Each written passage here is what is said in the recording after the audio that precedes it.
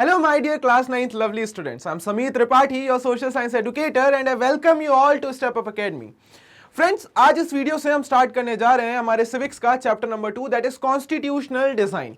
अगर आपको याद आ रहा हो कि लास्ट चैप्टर में हमने बात की थी कि सर किस तरीके से democracy is a form of government जहां पर लोग अपने रिप्रेजेंटेटिव्स को इलेक्ट करते हैं and those elected representatives have the power कि वो अपने लोगों के लिए रूल्स एंड रेगुलेशंस बना सकें, उनके बिहाफ में उनको रूल कर सकें।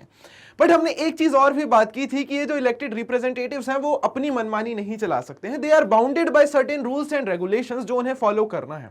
कि सर गवर्नमेंट लोगों ने इलेक्ट कर दी तो इसका मतलब ये नहीं है कि इलेक्टेड गवर्नमेंट के पास अब एक अपर हैंड है, वो जो चाहे वो कर सकते हैं। जी नहीं, ऐसा नहीं होगा। गवर्नमेंट को भी कुछ रूल्स एंड रेगुलेशंस फॉलो करने पड़ेंगे, अपने सिटीजन्स को कुछ राइट्स देने पड़ेंगे, उनकी लाइवलीहुड को सेव करना पड़ेगा एंड उनके उन राइट्स को प्रोटेक्ट भी करना पड़ेगा। और ये सारी चीजें किसमें मेंशन्ड है सर? ये मेंशन्ड होती हैं एक रूल बुक में which is known as constitution.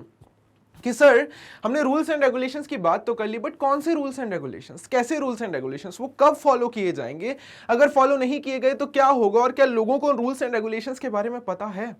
बिल्कुल सर। तो उनको ये सारी जानकारी देने के लिए हम एक रूल बुक को फॉलो करते हैं, या हर कंट्री अपनी एक रूल बुक बनाती है जिसमें सारी चीजें बहुत एक्सप्लिसिटली मेंशन्ड होती हैं ताकि लोग उसे पढ़ सकें, समझ सकें और उन्हें अपने राइट्स के बारे में पता हो कि सर अगर गवर्नमेंट हमारा एक्सप्लॉयटेशन करती ही जा रही है लेकिन हमें हमारे राइट्स के बारे में पता ही नहीं है तो हम अपोजिशन करेंगे कैसे?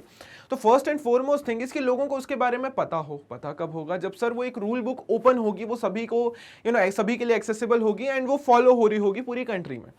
तो उसी रूल बुक के बारे में आज हम पढ़ेंगे और उसी रूल बुक को हम कॉन्स्टिट्यूशन कहते हैं। तो आज हम समझेंगे कि आखिर ये कॉन्स्टिट्यूशन मेकिंग क्या होती है, कॉन्स्टिट्यूशन क्या होता है, क्या कॉन्स्टिट्यूशन बनने की प्रोसेस एकदम आसान है या रूल्स बनने के लिए बहुत से स्ट्रगल होते हैं।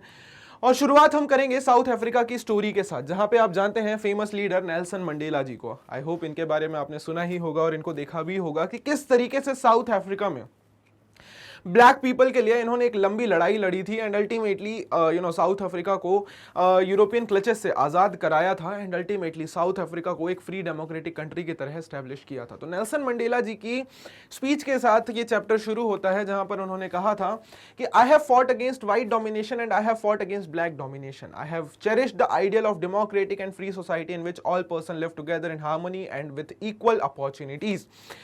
कि सर नेल्सन मंडेला जी का ये कहना था, अभी आगे चल के आपको स्टोरी समझ आएगी, बट जब वो आज़ाद हुए तो उन्होंने ये कहा कि सर मैंने ब्लैक डोमिनेशन के अगेंस्ट भी फाइट लड़ी है, मैंने वाइट डोमिनेशन के अगेंस्ट भी फाइट लड़ी है। मैं जिस सोसाइटी की कामना करता हूँ वो सोसाइटी किसी एक पर्टिकुलर कम्युनिटी के मेजॉरिटी से नहीं बनेगी, रादर मैं एक सोसाइटी चाहता हूँ जिसमें सभी लोग इक्वल हों और वो सोसाइटी डेमोक्रेटिक हो, कि किसी भी व्यक्ति को इनइक्वालिटी या अनइक्वल वे में ट्रीट ना किया जाए। Rather all the people in that particular society should be equal, सबको इक्वली ट्रीट किया जाना चाहिए और सबके पास मैक्सिमम अवेलेबल राइट्स होने चाहिए। एंड अगर ऐसे आइडियल के लिए मुझे मरना भी पड़े तो मैं मरने के लिए रेडी हूं। और ये थे हमारे नेल्सन मंडेला जिन्होंने साउथ अफ्रीका में ब्लैक पीपल के लिए एक लंबी लड़ाई लड़ी आजादी की। आगे हम समझेंगे कि सर स्टोरी शुरू होती है 1964 में, जब उनके साथ 7 और लोगों को, नेल्सन मंडेला जी के साथ 7 और लोगों को जेल में डाल दिया गया था, लाइफ इंप्रिजनमेंट दे दिया गया था, क्योंकि वो अपार्थाइड सिस्टम के अगेंस्ट में प्रोटेस्ट कर रहे थे, वाइट पीपल के अगेंस्ट में। He and 7 other leaders were sentenced to the life imprisonment in 1964 for daring to oppose the apartheid regime in his country. और अगले 28 सालों तक वो जेल में रहे, which was in Robben Island, और it was one of the most dreaded, बहुत भयावह, बहुत भयंकर जेल थी। वहां पे 28 सालों तक इन्हें रखा गया था। I am sorry. बट उसके बाद भी नेल्सन मंडेला जी ने अपनी उस लड़ाई को कंटिन्यू रखा। 28 सालों में जेल में रहने के बाद भी जब वो बाहर आए तो आपको आगे चल के ये देखकर हैरानी होगी कि उन्होंने वाइट्स का अपोजिशन नहीं किया, उन्होंने वाइट्स को अपोज नहीं किया जब कंट्री आज़ाद हो गई। और उन्होंने सारे ब्लैक पीपल से यही रिक्वेस्ट की कि हमें इन वाइट पीपल को माफ़ कर देना है और कोशिश ये करनी है कि अब साउथ अफ्रीका में एक ऐसी कल्चर, एक ऐसी गवर्नमेंट को हम फॉर्म करें जहाँ पे सभी लोगों को इक्वली ट्रीट किया जाए and no one should be treated as unequal. तो आइए अब समझते हैं कि ये अपार्थाइड सिस्टम था क्या जिसके अगेंस्ट में नेल्सन मंडेला जी लड़ाई लड़ रहे थे और ये शुरू कैसे हुआ था। तो इसकी शुरुआत हो जाती है कॉलोनियल डेज से, कि सर कॉलोनियल डेज के टाइम पे जब कॉलोनियलिज्म फैल रहा था तो आप जानते हैं कि किस तरीके से यूरोपियन पावर्स देश दुनिया के अलग अलग कोनों में जाके हर एक कंट्री को कॉलोनाइज करने की कोशिश कर रही थी। और सिर्फ एक यूरोपियन पावर नहीं, वो चाहे डच हो, फ्रेंच हो, जर्मन्स हो, बेल्जियंस हो, डच हो, an number of people, French हो, इटालियंस हो, कोई भी हो, सारे European powers they were continuously roaming here and there and they were fighting amongst themselves कि वो एक कंट्री को कंट्रोल कर सकें और उसको अपनी कॉलोनी बना सकें। और यही वो समय था जब आप देखेंगे कि वो अफ्रीका पहुंचे और उन्होंने अफ्रीका को भी तोड़ना मरोड़ना शुरू कर दिया अपने बीच में। ये लड़ाई काफी लंबे वक्त तक चलती रही अलग अलग यूरोपियन पावर्स के बीच में कि आखिर अफ्रीका को कंट्रोल करेगा कौन। 1885 में फाइनली आकर उन्होंने एक ट्रीटी साइन की जहां पर यह डिसाइड किया गया कि हम डिफरेंट एरियाज को डिफरेंट पावर्स के बीच में डिवाइड कर देंगे। You won't believe, around 10 European countries ने पूरे अफ्रीका को 10 अलग अलग पार्ट्स में बांट दिया था। बात कर रहा हूं मैं 1885 की, जब उन्होंने अलग अलग यूरोपियन पावर्स ने अलग अलग अफ्रीकन शहरों में और अलग अलग अफ्रीकन कंट्रीज में सेटल डाउन होना शुरू किया, तो they came in direct interaction with the local people. अब आप जानेंगे कि अफ्रीका के जो लोग हैं they are black in colour, और आप ये चीज़ को भी आप समझना चाहेंगे, आपने हिस्ट्री चैप्टर नंबर 3 में भी इस चीज़ के बारे में पढ़ा है कि किस तरीके से हिटलर भी, जो नाजिज्म की आइडियोलॉजी है, that ideology was based on racial superiority, colour के बेसिस पे, कि सर जिस तरीके से इंडिया में कास्ट एक बहुत ही प्रॉब्लमेटिक सिचुएशन रहा है, उसी तरीके से यूरोप में रेस जो एक थिंग है वो वहां पे बड़ा ही प्रॉब्लमेटिक रहा है और उसने कई सारे अनइक्वालिटीज और इनइक्वालिटीज को लीड किया है। रेस का मतलब होता है सिंपल शब्दों में दोस्तों कलर। रेस का मतलब होता है कलर, कि sir on the basis of skin colour. अब अगर आप यूरोपियन लोगों को देखेंगे तो उनका कलर हमेशा वाइट होता है, और वहीं पे आप बाकी कॉन्टिनेंट्स में चले जाएं जैसे अफ्रीका, कैरिबियन आइलैंड और उन सारी जगहों पे, तो वहां पर उन लोगों का कलर जो होता है बहुत ही डार्क ब्लैक होता है। तो दे बिलीव्ड कि सर ये जो व्हाइट लोग हैं ये सुपीरियर होते हैं और बाकी जो दूसरे कलर्ड पीपल और ब्लैक लोग होते हैं दे आर इन्फीरियर, और इसी सिस्टम को कहा गया था अपार्थाइड सिस्टम। अब मैं आपको एक छोटी सी बात और बताना चाहता हूं कि यहां पर दोस्तों कलर ना वो एक्चुअली कोई जीन्स या जेनेटिक्स के कारण नहीं होता है, ये कलर होता है उनके लोकेशन के कारण। कि मैप में अगर आपको चैप्टर नंबर 1 याद आ रहा हो तो मैंने आपको बताया था कि सर अर्थ है, इक्वेटर है, ट्रॉपिक ऑफ कैंसर है, ट्रॉपिक ऑफ कैप्रिकॉर्न है। अब यहां पर through out the year direct sunlight पड़ती है इक्वेटोरियल रीजन में। अगर आप अफ्रीका की लोकेशन देखेंगे तो अफ्रीका की लोकेशन, वेट अ सेक, मैं आपको बताता हूं, अफ्रीका की लोकेशन कंपैरेटिवली कुछ इस टाइप की है कि वो तीनों लाइंस के बीच में लाई करती है, ठीक है। अगर आप अफ्रीका की लोकेशन देखेंगे कंपैरेटिवली तो अफ्रीका से Tropic of Cancer, Tropic of Capricorn और इक्वेटर तीनों पास करता है, जिसके कारण थ्रू आउट द ईयर वहां हाई ह्यूमिडिटी और हाई टेम्परेचर होता है। अब हाई ह्यूमिडिटी और हाई टेम्परेचर के कारण वहां के लोगों का स्किन कलर जो होता है वो डार्क हो जाता है।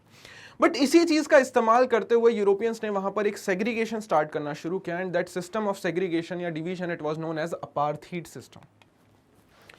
Apartheid was the name of a system of racial discrimination unique to South Africa, and ये एक जो रेशियल डिस्क्रिमिनेशन का सिस्टम है वो सिर्फ और सिर्फ साउथ अफ्रीका में ही इंट्रोड्यूस किया गया था, and it was very much unique to the South African continent.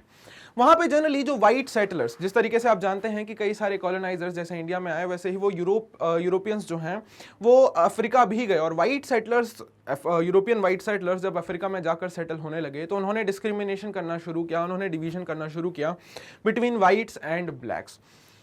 During the 17th and 18th century, the trading companies from Europe occupied it with arms and force. A large number of whites had settled in South Africa and became the local rulers. And धीरे धीरे करके आप देखेंगे कि इन white rulers ने वहाँ के लोगों को subjugate कर लिया, वहाँ के लोगों को control कर लिया, and they became the rulers. और native जो African थे उन लोगों को वहाँ पे उन्होंने slaves बना दिया, उन्होंने उन लोगों को वहाँ पे workers बना दिया। The system of apartheid divided the people, labeled them on the basis of their skin color. और apartheid का जो सिस्टम था ये उन्हीं यूरोपियंस ने वहां पर इंट्रोड्यूस किया था on the basis of skin color. Local लोगों को ब्लैक कहा गया, जो टोटल 3/4 पॉपुलेशन थी अफ्रीका की, दैट वर नेटिव अफ्रीकन्स, और उन्हें ब्लैक्स कहा गया on the basis of their skin colour. बाकी की बची हुई पॉपुलेशन जो थी वो माइग्रेंट्स थे और इंडियन पीपल थे, और उन्हें कलर्ड कहा गया, और जो यूरोपियंस थे उनको व्हाइट्स कहा जाता था। सर यहाँ पे जो ब्लैक्स और कलर्ड लोग थे उनके साथ एक बहुत ही सेग्रीगेशन का सिस्टम फॉलो किया जाता था, जैसे कि इंडिया में आप जानते हैं कि अनटचेबल्स के साथ किया जाता था, कि सर उन्हें मेन स्ट्रीम सोसाइटी के साथ रहने नहीं दिया जाता था, उनको बहुत ही बुरी तरीके से ट्रीट किया जाता था, उन्हें देखना या छूना भी मना होता था। Same was the system of apartheid but it was based on colour. The native people of South Africa are black in color. They made about 3/4 of the population and were called blacks. वहीं पे बाकी लोग जो होते थे beside these two groups there were people of mixed races who were called coloured people. जैसे हम Indians हैं, हमें कलर्ड कहा जाता है, या फिर और भी जो माइग्रेंट्स हैं उन सबको कलर्ड कहा गया था। The white rulers treated all non whites as inferiors, और इन वाइट रूलर्स ने सभी नॉन वाइट्स को कैसे ट्रीट करना शुरू किया, इंफीरियर्स की तरह कि सर आप इस सोसाइटी का हिस्सा होने के लायक ही नहीं हैं और आप सिर्फ और सिर्फ स्लेव्स हैं। उनको कोई राइट्स नहीं दिया जाता था, उनको कोई भी उनको बहुत ही इनह्यूमन तरीके से ट्रीट किया जाता था, and they were not even given the voting rights. The non-whites did not have the voting rights as well। और अगर आप देखेंगे तो वहाँ पे ऐसे साइन बोर्ड्स भी यूज होते थे। A sign board emblematic of the tense relation of the apartheid era 1953 की किस तरीके से आपने अभी लेटेस्ट भी रिसेंटली न्यूज़ सुनी होगी कि अमेरिका में अभी भी ये चल रहा है दैट ब्लैक लाइव्स मैटर, कितना बड़ा वो एक इशू चला था। वो किस लिए चल रहा है कि आज भी ये जो वाइट सेटलर्स हैं ये ब्लैक को बहुत ही नीच निगाहों से देखते हैं और उनको अच्छे से ट्रीट नहीं करते हैं, उनको बहुत ही इंफीरियर माना जाता है, जो कि पूरी तरीके से गलत है। और we do not follow all this thing and same system was being followed in Africa. Now just imagine a situation कि अफ्रीका जिन लोगों का खुद का घर था वहां पे वाइट सेटलर्स आते हैं और उनको अपने घरों में ही इंफीरियर फील कराना शुरू कर देते हैं। It was absolutely wrong. यहीं से शुरुआत होती है नेल्सन मंडेला जी की फाइट की अगेंस्ट अपार्थीड की। 1950s के बाद से उन्होंने इस चीज़ का अपोजिशन करना शुरू किया एंड ही डिमांडेड इक्वालिटी। ठीक है sir. The apartheid system was particularly oppressive for the blacks. They were forbidden from living in white areas. They could not work in white areas only if they had a permit. कि sir ये जो system था इसने इतना ज़्यादा segregation produce कर दिया था कि अब जो लिविंग एरियाज़ हैं वो भी डिवाइड हो गए हैं बिटवीन वाइट्स एंड ब्लैक्स। कि वाइट लोगों के रहने के लिए अलग एरियाज़ हैं, ब्लैक्स लोगों के रहने के लिए अलग एरियाज़ हैं। और वाइट का जो सेटलमेंट है वो वेल फर्निश्ड है, सारी सुख सुविधाएं हैं, वहीं पे ब्लैक्स के जो सेटलमेंट थे वो बहुत ही ख़राब थे। उसके अलावा वाइट के एरियाज़ में तो सारी एमिनिटीज़ हमने प्रोवाइड करा दी हैं, बट ब्लैक्स के एरिया में कुछ नहीं है। And blacks were not allowed to into the areas of white people, कि जहाँ पे वाइट लोग रह रहे होते थे वहाँ पे ब्लैक्स की एंट्री नहीं होती थी। वो बसेस, चर्चेस, शॉप्स कुछ भी यूज नहीं कर सकते थे जहाँ पे वाइट लोग जा रहे होते थे। And this whole system was very oppressive. The apartheid system was particularly oppressive for the blacks. They were forbidden from living in the white areas. They could not work in white areas only if they had permit. उसके अलावा आप देखेंगे कि they could not even enter the areas जहाँ पर white रह रहे होते थे। बीचेस हो गए, पार्क्स हो गए, और इस सिस्टम को कहा गया segregation. They could not enter the churches where whites worshipped. Blacks could not form association or protest against the terrible treatment. And ultimately उन्हें कोई भी वोटिंग राइट नहीं दिया जा रहा था। Trains, buses, taxis, hotels, hospitals, schools, colleges, libraries, cinema halls, theatres, beaches, swimming pool, public toilets, हर एक चीज को सेपरेट कर दिया गया था बिटवीन वाइट्स एंड ब्लैक्स। और ब्लैक्स को उन सारी जगहों पे बिल्कुल भी एंट्री नहीं होती थी। हाँ, अगर अब ऑब्वियसली सर वर्कर्स तो चाहिए, तो वहाँ के लोकल ब्लैक पीपल को उन्होंने लेबरर्स में कन्वर्ट करा दिया। और अगर उन्हें वाइट एरियाज में फॉर एनी पर्पस जाना पड़ रहा है तो उन्हें परमिट पास किए जाते थे, और अगर उन्होंने उस परमिट को फॉलो नहीं किया तो उन्हें बहुत ही ब्रूटली सप्रेस भी किया जाता था, उन्हें बहुत ही ब्रूटली पनिश भी किया जाता था। सो यू कैन अंडरस्टैंड कि how brutal this policy of apartheid was, कि किस तरीके से इस अपार्थीड सिस्टम के चलते ब्लैक्स को पूरी तरीके से सेग्रीगेट कर दिया गया था और व्हाइट्स ने अपनी पूरी डोमिनेशन स्टैब्लिश कर दी थी उनकी ही कंट्री में। And blacks were treated as inferiors in their own lands. Now this system, it led the people to politically mobilize. लोगों ने politically खुद को mobilize करना शुरू किया और इस चीज़ का opposition करना शुरू किया। 1950s से आप देखेंगे कि the blacks, coloured and Indian fought against the apartheid system. कई सारी पॉलिटिकल पार्टीज भी बनने लगी, मार्चेस होने लगे, स्ट्राइक्स होने लगे, और इसी के चलते पहली पॉलिटिकल पार्टी बनी the African National Congress. It's was an umbrella organisation जहां पे अलग अलग communist parties, labour organisations, as well as वो वाइट्स जो इस पूरे सिस्टम के अगेंस्ट में थे, उन सब ने अफ्रीकन नेशनल कांग्रेस को ज्वाइन किया and they started their political mobilisation against this white domination. उन्होंने बात करनी शुरू की कि सर ये इस तरीके का व्यवहार बिल्कुल भी उचित नहीं है। उन्होंने स्ट्राइक्स करने शुरू किए, उन्होंने प्रोटेस्ट करने शुरू किए, रैलियां करनी शुरू की, ब्लैक पीपल को मोबिलाइज करना शुरू किया एंड इस वाइट डोमिनेशन के अगेंस्ट में एक यूनाइटेड स्ट्रगल उन्होंने स्टार्ट कर दिया। And you will see that this was ANC, ये पूरा प्रोटेस्ट। और नेल्सन मंडेला जी बाद में जाकर इसी पार्टी के एक अहम हिस्सा थे और उन्होंने यहीं से अपना पॉलिटिकल करियर जो है स्टार्ट किया और उन्होंने अपार्थीड के अगेंस्ट में एक लंबी चौड़ी लड़ाई लड़ी, जिसके बाद में आपने देखा कि उनको जेल में भेज दिया गया 1964 में। This included many workers, trade unions and Communist Party. Many whites also became the part of this union. Several countries, even कई सारी countries ने भी इस पूरे system का opposition किया कि sir this is not the way, आप अब इस तरीके से किसी भी country को treat नहीं कर सकते हैं. But the white racist government वो इस चीज़ के लिए ready नहीं थी. उन्होंने इन सारे movements को, उन्होंने इन political mobilizations के, लोगों को strikes को, लोगों के oppositions को large scale में suppress करना शुरू कर दिया. They started detaining the black people. उनको torture करना शुरू कर दिया, उनको एग्जाइल पे भेजना शुरू कर दिया, दूर दूर जेलों में भेजना शुरू कर दिया, जैसा कि नेल्सन मंडेला जी के साथ किया गया था. So all this was happening in Africa. But sir black people ने अपनी हिम्मत नहीं हारी. As protests and struggles against apartheid had increased, the white regime changed its policies. Discriminatory laws were repealed, ban on political parties and restriction on media were lifted. कि sir, ultimately because of the continuous opposition of the black people, finally white people को उनके demand को accept करना पड़ा. Political parties को legalise किया गया, जो भी बैन लगे थे उनको हटाया गया, जो भी पॉलिटिकल प्रिजनर्स को अरेस्ट किया गया था उनको रिलीज किया गया, एंड उनको एसोसिएशन और यूनियंस बनाने का लीगल राइट दिया गया. मीडिया पर जो भी बैन लगा हुआ था उस बैन को भी लिफ्ट कर दिया गया. आप देखेंगे finally at the midnight of 26th April 1994, 26th April midnight में साउथ अफ्रीका आखिरकार जाके अपनी इस लड़ाई में आज़ाद हुआ and it became a democratic country. The new national flag of the Republic of South Africa was unfurled, making the newly born democracy in the world, and it became the first new democracy in the world. 1996 बहुत recently ही south Africa आज़ाद हुआ है. The apartheid government came to an end and a multiracial government was formed. अब ये point बहुत important है कि sir apartheid system को खत्म किया गया एंड मल्टी रेशियल गवर्नमेंट को स्टैब्लिश किया गया. अब यहां पर सी आउटकम्स क्या हो सकते थे, अगर आप थोड़ा सा ध्यान देंगे तो आउटकम्स इस प्रकार से हो सकते थे कि फाइनली जब ब्लैक्स आज़ाद हो गए थे तो वो शायद ये डिमांड रख सकते थे कि सर हमें सिर्फ ब्लैक मेजॉरिटी गवर्नमेंट चाहिए. वो शायद वाइट से अपने जो भी व्यवहार वाइट्स ने उनके साथ किया है उसका बदला भी ले सकते थे. वो चाहते तो उनको ड्राइव अवे करके सिर्फ और सिर्फ अपनी कम्युनिटी को सारे राइट्स दे सकते थे, सिर्फ और सिर्फ अपनी कम्युनिटी को फेवर कर सकते थे. बट नो सर, ऐसा जैसा मैंने बताया कि जो यहाँ के पॉलिटिकल लीडर थे, खासकर नेल्सन मंडेला की मैं बात करूँ तो उनका मेन मोटिव यही था कि सर हम किसी भी पार्टी या किसी भी ग्रुप का डोमिनेशन नहीं चाहते हैं, rather we want a government based on equality, we want a multi racial government, और हम चाहते हैं कि एक ऐसी गवर्नमेंट स्टैब्लिश हो जहां पर सभी को इक्वली ट्रीट किया जाए. And this was the time जब 1996 26 अप्रैल 1996 को जब गवर्नमेंट फॉर्म हुई तो Nelson Mandela became the first president of free south Africa. यही टाइम था जब नेल्सन मंडेला जी फाइनली 28 सालों के बाद जेल से बाहर निकले. जब आज़ाद हो गया पूरा देश तो नेल्सन मंडेला जी को जेल से बाहर निकाला गया एंड उनको पहला प्रेसिडेंट बनाया गया साउथ अफ्रीका का.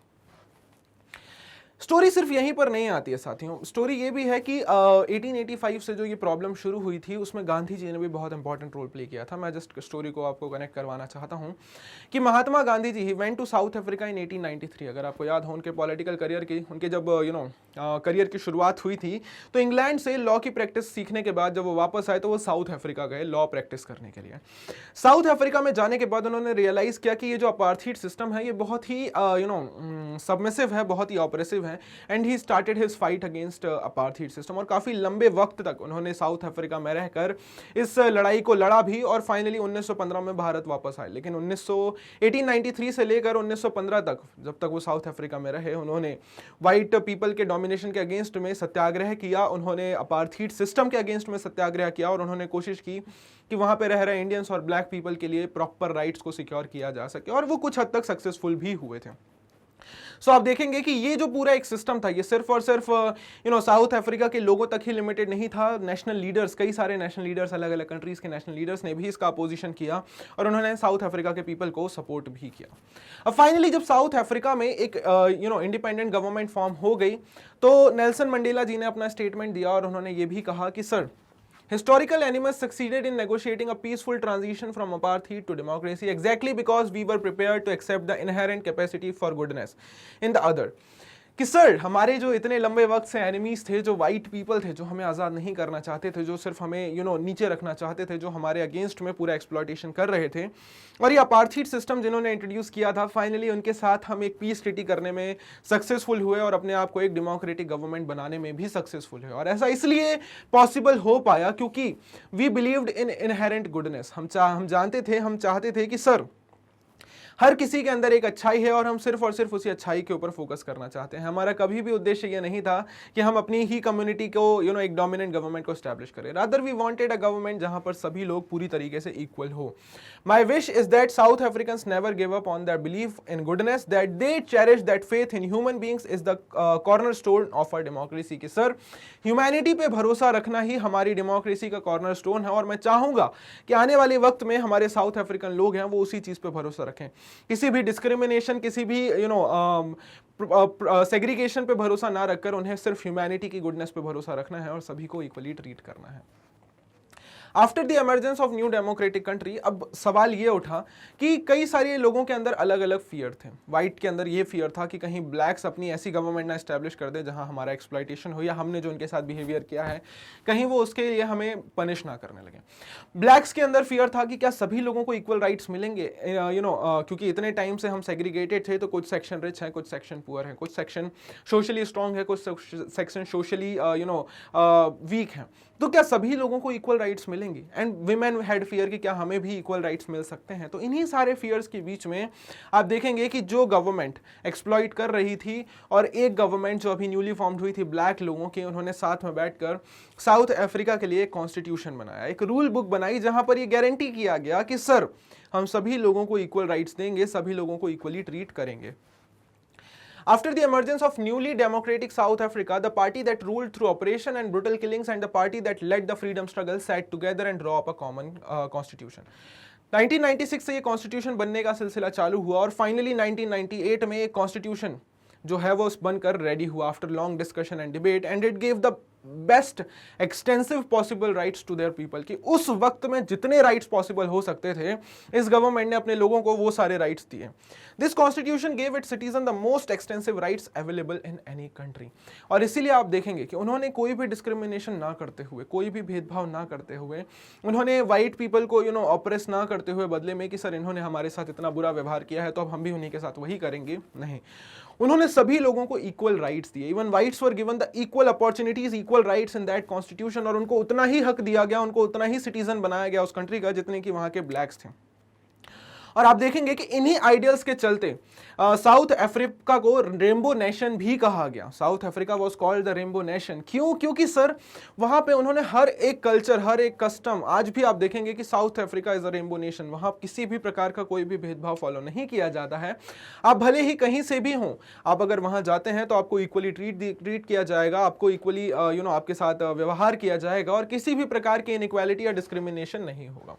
The determination of the people of South Africa to work together to transform bitter experiences into binding glue of a rainbow nation। कि सर किस तरीके से उन्होंने एक बिटर एक्सपीरियंस के बाद भी एक बाइंडिंग ग्लू जो डेमोक्रेसी है उसको यूज करते हुए एक रेनबो नेशन का डेवलपमेंट किया, and it is a great example जिससे हम सभी काफी कुछ सीख सकते हैं।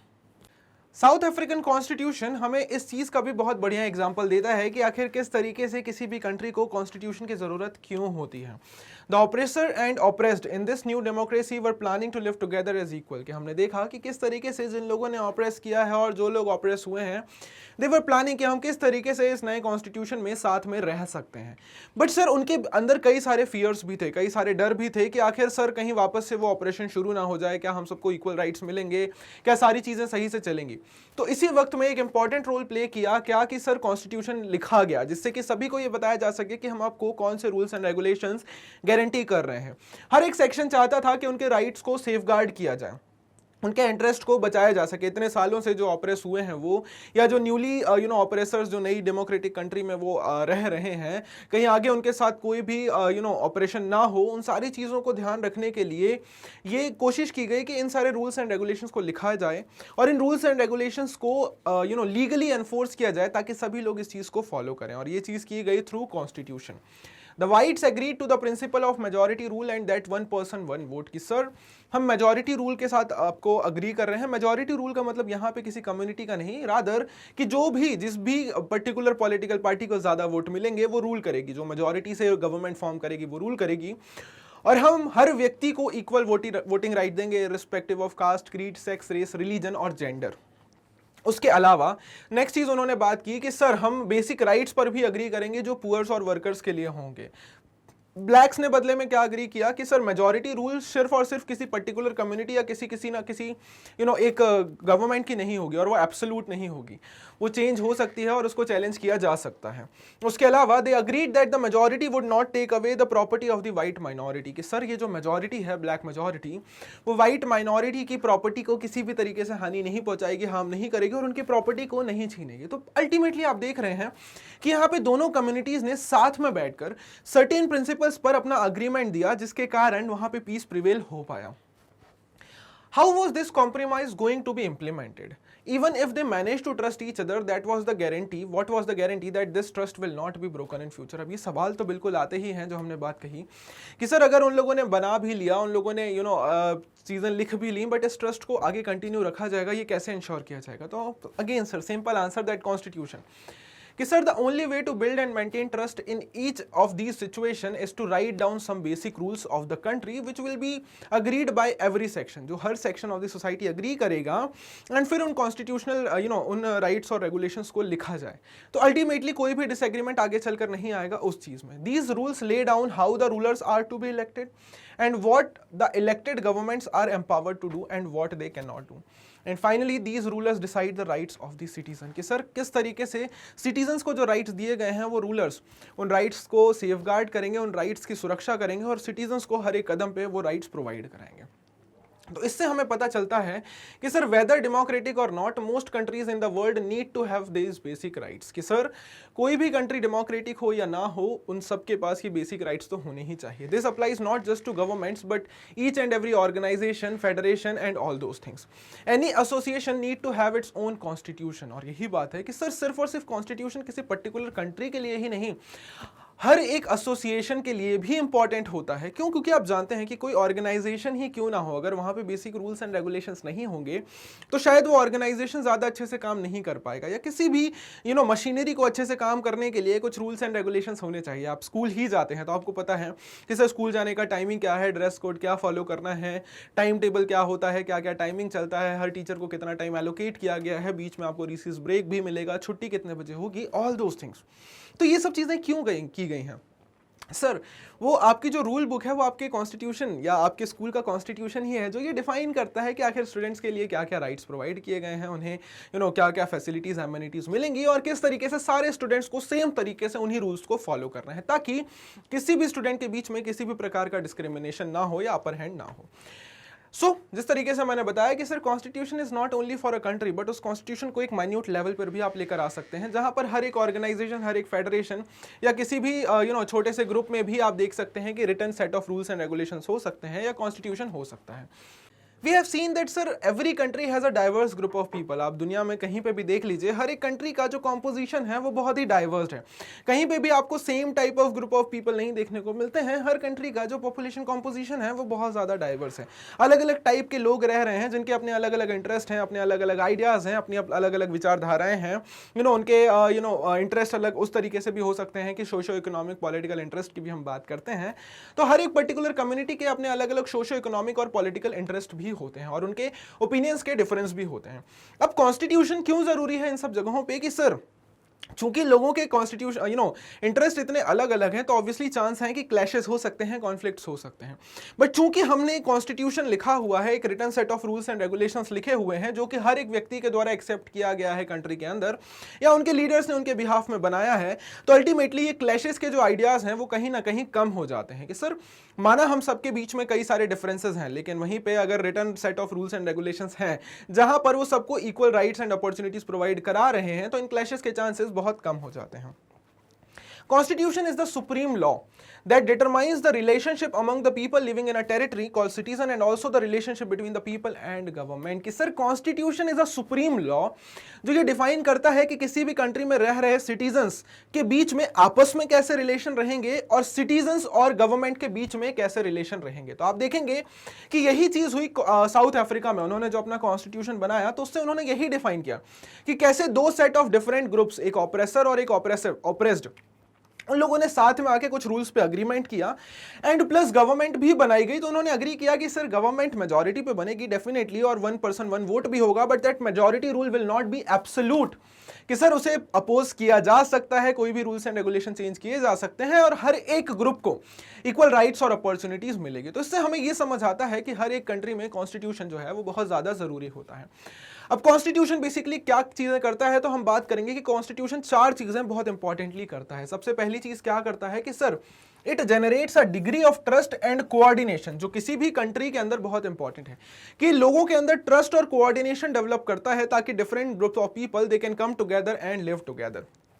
इट स्पेसिफाइज, सेकेंड हम बात करते हैं कि गवर्नमेंट कैसे फॉर्म होगी, गवर्नमेंट को किस तरीके से फॉर्म किया जाएगा और किसके पास पावर होगी डिसीजन मेकिंग करने की। तीसरी चीज ये होती है कि वो गवर्नमेंट की पावर्स पे लिमिट्स भी लगाता है और लोगों को उनके राइट्स के बारे में भी बताता है कि सर गवर्नमेंट तो फॉर्म हो गई है बट लोगों के पास उनके राइट्स हैं कि नहीं है, गवर्नमेंट के पास कितनी पावर होनी चाहिए और किन किन जगहों पे गवर्नमेंट को लिमिट किया जा सकता है, वो सारी चीजें भी कॉन्स्टिट्यूशन में मेंशन की जाती हैं। And lastly it expresses the aspirations of the people, कि सर किसी भी कंट्री का रूल बुक या कॉन्स्टिट्यूशन ये बताता है कि वहां के लोग आखिर चाहते क्या हैं। अब कोई कॉन्स्टिट्यूशन सपोज ये मेंशन कर रहा है कि एक कम्युनिटी जो है वो स्ट्रांग होगी, उसे ज्यादा पावर दी जा रही है और दूसरी कम्युनिटी को नहीं दी जा रही है, तो इसका मतलब ये कि वहां पे सर इनइक्वालिटी है। वहीं पे एक कॉन्स्टिट्यूशन जो डेमोक्रेटिक लिबर्टी, इक्वालिटी, फ्रेटर्निटी की बात करता है, तो हमें समझ आएगा कि उस देश के आइडियाज जो हैं वो इक्वालिटीज पर बेस्ड हैं, वो डिफरेंशिएशन पे भरोसा नहीं रखते हैं, वो भरोसा नहीं रखते हैं कि लोगों के बीच में किसी भी प्रकार से कोई भी भेदभाव हो, rather they believe in equality, जैसा कि हमने साउथ अफ्रीका के कॉन्स्टिट्यूशन में देखा। So all countries that have constitution are not necessarily democratic, लेकिन यहीं पे एक बात ये भी आती है कि जरूरी नहीं है कि जिन कंट्रीज में कॉन्स्टिट्यूशन वो डेमोक्रेटिक भी हो। जैसा कि मैंने आपको बताया कि कुछ नॉर्मल कंट्रीज में भी कॉन्स्टिट्यूशन हो सकता है, रूल बुक हो सकती है, और वो ऐसी रूल बुक हो सकती है जो किसी एक पर्टिकुलर कम्युनिटी, किसी एक पर्टिकुलर ग्रुप, किसी एक पर्टिकुलर सेक्शन को फेवर कर रही है और दूसरे सेक्शंस को राइट्स नहीं दिए जा रहे हैं। But all the countries that are democratic will have constitution. कि सर जरूरी नहीं है कि जिन कंट्रीज में कॉन्स्टिट्यूशन हो वो डेमोक्रेटिक होंगी, लेकिन जितनी भी कंट्रीज डेमोक्रेटिक हैं सब में कॉन्स्टिट्यूशन होगा ही। और ऐसा इसलिए क्योंकि लोग अपने आप को रूल कर रहे हैं थ्रू देयर रिप्रेजेंटेटिव। तो लोग जब अपने आप को रूल कर रहे हैं अपने रिप्रेजेंटेटिव्स के थ्रू, तो कुछ रूल्स एंड रेगुलेशंस की तो आवश्यकता पड़ेगी ही ना सर, कि आखिर गवर्नमेंट काम किस तरीके से करेगी, लीडर्स इलेक्ट किस तरीके से होंगे, और अगर लीडर अच्छे से काम नहीं कर रहे हैं तो उन्हें हटा भी सकते हैं, तो उसके लिए क्या रूल्स एंड रेगुलेशंस होंगे, प्लस सिटीजंस के पास उस पर्टिकुलर गवर्नमेंट में क्या राइट्स होंगे। और आप देखेंगे कि ये सिर्फ किसी एक पर्टिकुलर कंट्री में नहीं, बहुत सारी कंट्रीज का एग्जांपल लें, जैसे कि ग्रेट ब्रिटेन के अगेंस्ट में जब अमेरिकन ने इंडिपेंडेंस वॉर लड़ा और 1776 के आसपास वो आज़ाद हुए, तो उन्होंने अपनी कंट्री को एक कॉन्स्टिट्यूशन दिया, और यही कॉन्स्टिट्यूशन जो आप देखेंगे कि we the people of America, उनका जो कॉन्स्टिट्यूशन और प्रियम्बल का पूरा आइडिया भी इसी कॉन्स्टिट्यूशन से निकल कर आया।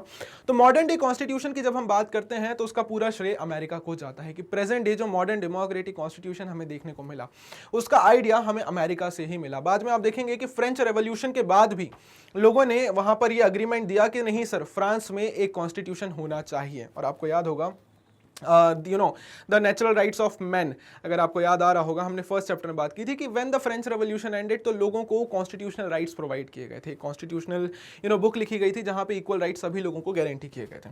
एंड तभी से आप देखेंगे कि सारी डेमोक्रेटिक कंट्रीज में ये प्रैक्टिस बन गई कि उनका एक कॉन्स्टिट्यूशन हो, एक return set of rules and regulations हो जिसपे सभी लोग अग्रीमेंट दें। एंड आप देखेंगे कि वहीं से आगे चलकर जितनी भी कंट्रीज आजाद हुई, जितनी भी कंट्री डेमोक्रेटिक कंट्री बनी, सब ने अपने देश के लिए कॉन्स्टिट्यूशन बनाया। और उसी के चलते हम बात करेंगे कि आखिर इंडिया का कॉन्स्टिट्यूशन किस तरीके से बना, इंडियन कॉन्स्टिट्यूशन की जेनेसिस कैसे हुई, कैसे through out the great war of independence जब हम लड़ रहे थे तब हमारे माइंड में एक आइडिया था कि जब हमारा देश आजाद हो जाएगा तो हमें हमारे लोगों को एक कॉन्स्टिट्यूशन देना है, एक written set of rules and regulations देने हैं। हम उसकी फिलॉसफी की बात करेंगे, हम उसके आइडियल्स की बात करेंगे कि आखिर इंडियन कॉन्स्टिट्यूशन का मेन फिलॉसफी और आइडियल क्या है।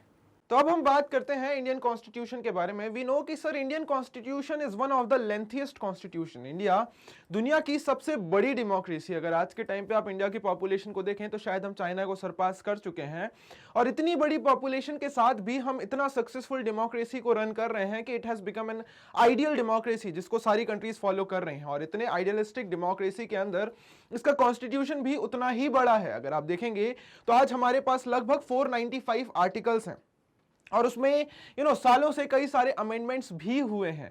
So Indian constitution is one of the idealistic constitutions, और आप देखेंगे कि ये इवॉल्व होता रहा है थ्रू आउट द टाइम, और हम वही चीज समझने की कोशिश करेंगे कि आखिर किस तरीके से इस इंडियन कॉन्स्टिट्यूशन का फॉर्मेशन हुआ और इसका जेनेसिस किस तरीके से हुआ।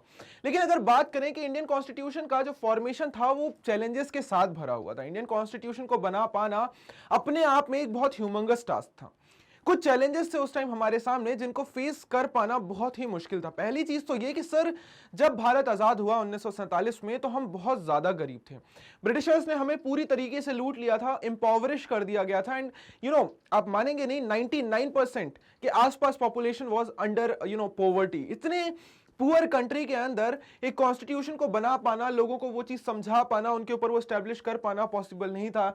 इलेक्शन करवा के एक कॉन्स्टिट्यूएंट असेंबली का फॉर्मेशन कर पाना, वो अपने आप में एक बड़ा चैलेंज था।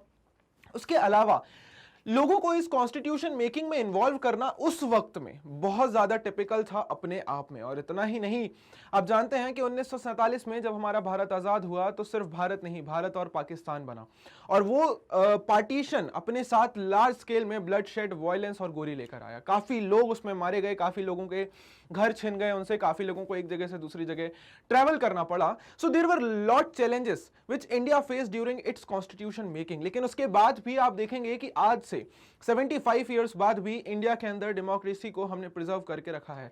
Although we got many ups and downs, but उन सब के बीच में भी इंडिया अपने डेमोक्रेटिक फीचर को नहीं उसने छोड़ा एंड अपनी डेमोक्रेसी को मेंटेन करके रखा। तो आइए समझते हैं कि आखिर इंडियन कॉन्स्टिट्यूशन मेकिंग किस तरीके से आगे बढ़ी, किस तरीके से इंडियन कॉन्स्टिट्यूशन मेकिंग का काम चला। तो जैसा कि मैंने आपको बताया कि 1947 में जब भारत आजाद हुआ तो भारत और पाकिस्तान का पार्टीशन हुआ। भारत दो पार्ट्स में डिवाइड हुआ, that is India and Pakistan, और एक बहुत ही बड़ा नेशन फॉर्म हुआ जहां पे large number of population it was force to travel to Pakistan, और पाकिस्तान से कई सारे हिंदूज जो हैं वो भारत आए।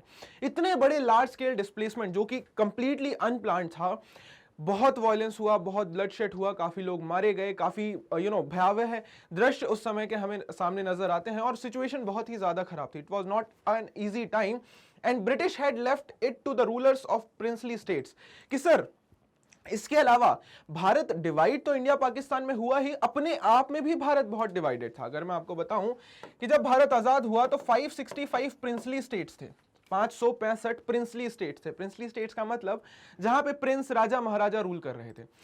ब्रिटिशर्स हमें छोड़कर तो चले गए, बट उन्होंने एक प्लान नहीं दिया हमें कि आखिर ये लोग कैसे इंडिया का पार्ट बनेंगे या पाकिस्तान में जाएंगे। ब्रिटिशर्स ने छोड़ दिया, उन्होंने कहा कि ये हम राजाओं के ऊपर छोड़ते हैं कि उन्हें करना क्या है, उन्हें भारत के साथ रहना है, उन्हें पाकिस्तान के साथ रहना है, या उन्हें इंडिपेंडेंट रहना है। अगर यही सिनेरियो चलता तो आप समझ सकते हैं कि किस तरीके से भारत के अनेक टुकड़े हो जाते। भारत के अंदर ही ना जाने कितने सारे देश होते, but it all goes to the valiant efforts of Sardar Vallabh bhai Patel, जिन्हें हम आयरन मैन भी कहते हैं। उन्होंने इन सारे प्रिंसली स्टेट्स को ऑन बोर्ड किया, इंडियन यूनियन में लाकर, और पूरे इंडिया को उन्होंने यूनाइट किया। अदरवाइज आज जो हम इंडिया देखते हैं शायद वो कुछ और ही होता अगर प्रिंसली स्टेट्स को हम साथ में नहीं लाए होते। बात सिर्फ इतनी ही नहीं थी, ये दृश्य है जब हम आजाद हुए थे 1947 में, तो एक तरफ तो हमारे अंदर खुशी की लहर दौड़ रही थी कि आखिरकार 200 सालों के ब्रिटिशर्स के रूल के बाद हम आजाद हुए थे। लेकिन वहीं दूसरी तरफ मैंने आपको बताया कि पार्टीशन का जो भयंकर दृश्य चल रहा था वो कुछ अलग ही था, और सिनेरियो बहुत खराब था। आने वाले 8 से 10 साल तो हमें पूरी सिचुएशन को शांत करने में लग गए। लोगों को तो कई वक्त तक पता ही नहीं था कि वो इंडिया या पाकिस्तान के पार्ट है, उन्हें पता ही नहीं था कि आखिर उनके घर हैं कौन से। तो इन सारी सिचुएशंस के बीच में it was becoming very much typical to frame a very democratic constitution जो सभी लोग इक्वली एक्सेप्ट करेंगे और सभी लोग विदाउट एनी प्रॉब्लम उस चीज को फॉलो कर पाएंगे। क्योंकि साउथ अफ्रीका के केस में हमने देखा कि चलिए ठीक है, फाइनली अपार्थाइड सिस्टम खत्म हुआ, दोनों पार्टी साथ में आई और फिर उन्होंने कॉन्स्टिट्यूशन मेकिंग किया। इंडिया में उसका कंप्लीटली अपोजिट हो रहा है कि सर आजादी तो आई लेकिन दो पार्टीज अलग हो गई, और अब इस केस में कॉन्स्टिट्यूशन बना पाना शायद बहुत ज्यादा मुश्किल था। पार्टीशन की ही मैं बात करूं तो जो ऑफिशियल फिगर्स हैं वो ये कहते हैं कि at least 10 lakh people were killed, 10 lakh से ज्यादा लोग मरे थे बॉर्डर के दोनों साइड्स पे। जो इंडिया और पाकिस्तान की बॉर्डर का डिवीजन हुआ था, ऐसा माना जाता है कि दोनों साइड्स पे 10 लाख से ज्यादा लोग मरे थे, लेकिन ये सिर्फ ऑफिशियल फिगर है। एक्चुअल फिगर्स में तो ना जाने कितने लोग इस पार्टीशन के ब्लड शेड में मारे गए थे, कितने लोगों के घर छीन लिए गए थे।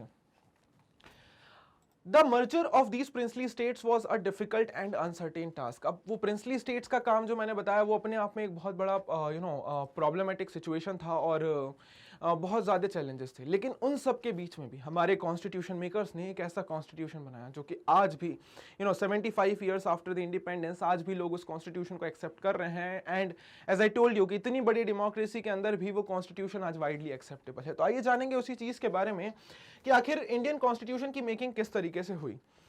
इंडियन कॉन्स्टिट्यूशन की मेकिंग की अगर हम बात करें तो उसकी शुरुआत हमारे इंडियन नेशनल मूवमेंट से ही हो जाती है और इंडियन नेशनल मूवमेंट ने ही हमारे कॉन्स्टिट्यूशन मेकिंग को गाइड किया था।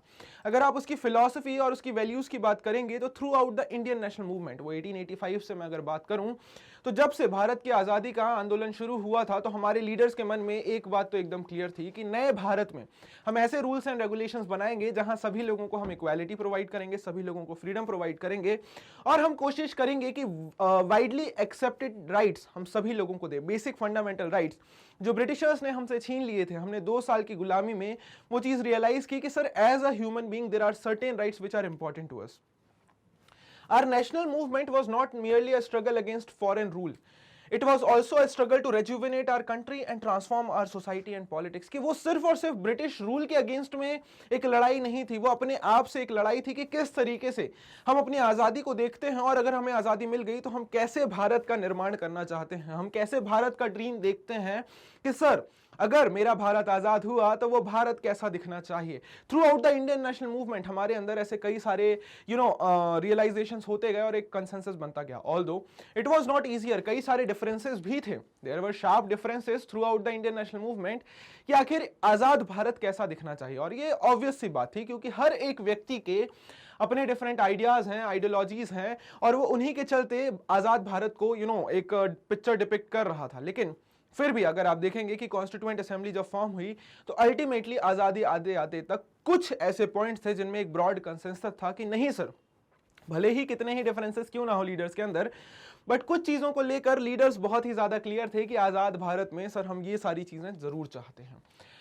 इसकी शुरुआत अगर मैं बताऊं आपको तो मोतीलाल नेहरू जी ने 1928 में एक ड्राफ्ट बनाया था इंडियन कॉन्स्टिट्यूशन का, जहां पे उन्होंने बेसिक आइडियाज की बात की थी। 1931 के कराची सेशन में 1931 के कराची सेशन में इसी चीज को फॉलो करते हुए इंडियन नेशनल कांग्रेस ने भी एक ड्राफ्ट बनाया था जहां पर उन्होंने बताया था कि आखिर किस तरीके से फ्री इंडिया का कॉन्स्टिट्यूशन बनना चाहिए। और बाद में आप देखेंगे कि जब हमारा भारत आजाद हुआ तो ये दोनों डॉक्यूमेंट्स बहुत ही इंपॉर्टेंट हो गए थे, इन्होंने बहुत इंपॉर्टेंट रोल प्ले किया था और इन्होंने हमारे मॉडर्न इंडियन कॉन्स्टिट्यूशन को ये एक गाइडलाइन की तरह काम किया और उसी के बेसिस पे हमारा मॉडर्न इंडियन कॉन्स्टिट्यूशन बना। उसके अलावा आप देखेंगे कि सर इन्हीं कॉन्स्टिट्यूशन से ही, इन दोनों कॉन्स्टिट्यूशनल आइडियाज से ही, इन्हीं दोनों कॉन्स्टिट्यूशनल ड्राफ्ट से ही हमें कई सारे आइडियाज मिले, जैसे यूनिवर्सल एडल्ट फ्रेंचाइज, सभी को equal voting rights, right to freedom, equality, protecting the rights of minorities in the constitution of independent India. और इतना ही नहीं, अंग्रेजों की कई सारे ऐसे रूल्स एंड रेगुलेशंस थे जो हमारे भारत में अपने आप में नए थे। आप देखेंगे कि अंग्रेजों ने हमें पॉलिटिकल इंस्टीट्यूशंस के साथ फेमिलियर करवाया। चूंकि हम तो काफी लंबे वक्त से, अगर मैं आपको बताऊं तो शायद इंडिया के अंदर throughout the time monarchy ही चल रही थी, लेकिन मोस्ट विजिबल फॉर्म में अगर मैं बताऊं 1206 जब से दिल्ली सल्तनत स्टार्ट हुआ हम एक्सट्रीम फॉर्म ऑफ मोनार्की के अंडर में थे और लगभग 600 700 800 सालों तक हम मोनार्की के अंडर में ही थे। तो हमें इन डेमोक्रेटिक और पॉलिटिकल इंस्टीट्यूशंस का कोई आइडिया ही नहीं था, इन अरेंजमेंट्स के बारे में हमें कुछ पता ही नहीं था, कोई अग्रीमेंट्स थे ही नहीं, इन सेटअप के बारे में हमें पता ही नहीं था कि वोटिंग क्या होती है, इलेक्शन क्या होता है, आखिर ये सारे इंस्टीट्यूशंस काम कैसे करते हैं। लेकिन ब्रिटिशर्स ने through out the times under different acts, जैसे आप देखेंगे 1909 का एक्ट, 1919 का एक्ट, 1935 का एक्ट, इन सारे एक्ट्स के चलते एक कॉन्स्टिट्यूशनल इलेक्शन, एक हम देखेंगे कि इलेक्शन एक जो कि वोटिंग पर बेस्ड था, वो सारे election procedure, legislative assemblies form कराई, जिसके चलते हमें एक आइडिया हुआ कि आखिर इलेक्टेड गवर्नमेंट किस तरीके से काम करती हैं। जैसे आप देखेंगे कि 1935 के गवर्नमेंट ऑफ इंडिया एक्ट के बाद 1937 में प्रोविंशियल इलेक्शन हुए भारत में। प्रोविंशियल इलेक्शन का मतलब स्टेट इलेक्शन। तो सेंटर में तो अभी भी ब्रिटिश गवर्नमेंट ही थी, बट 1937 में जो इलेक्शन हुए थे उसमें यह कहा गया था कि अब प्रोविंसेस में जो भी गवर्नमेंट बनेगी वो सब की सब गवर्नमेंट इंडियंस ही होंगे, उस गवर्नमेंट में सिर्फ और सिर्फ इंडियंस होंगे और वो गवर्नमेंट इलेक्टेड होगी। ऑल्दो वोटिंग राइट्स बहुत लिमिटेड थी उस टाइम पे, सिर्फ प्रॉपर्टी पीपल को ही वोटिंग राइट्स दिए गए थे, बट फिर भी एक एक्सपीरियंस तो हो ही गया था भारत के लीडर्स को कि आखिर इलेक्शन किस तरीके से होते हैं, इलेक्टेड गवर्नमेंट किस तरीके से काम करती हैं और ये सारा प्रोसीजर कैसे होता है। और इन्हीं सब चीजों की ग्रेट डिटेल हमें 1935 के एक्ट में दिखती है, the government of India act 1935।